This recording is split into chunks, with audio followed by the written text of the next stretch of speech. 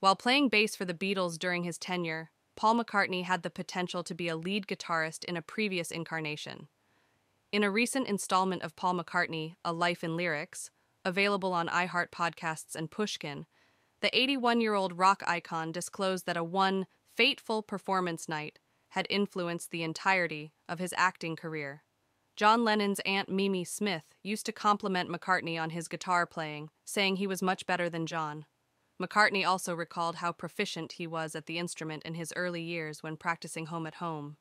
"Not that John didn't play banjo chords when I first met him," McCartney added.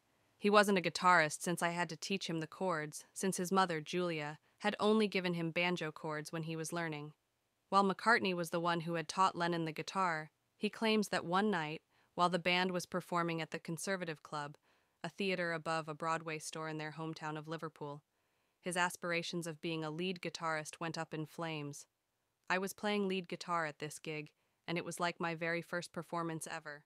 He remembered, John was rhythm. "Furthermore, I froze completely during my solo, could not make my fingers move. It felt so awkward.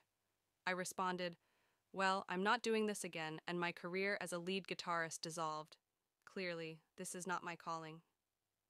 I'm not good.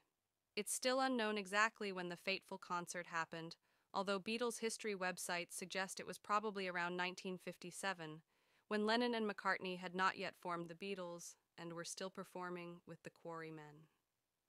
It goes without saying that McCartney later joined the Beatles as their bass player and John Lennon as their rhythm guitarist. On lead guitar, George Harrison was accompanied by drummer Ringo Starr. A 12-part series titled Paul McCartney, A Life in Lyrics will cover each song from McCartney's renowned catalog in detail.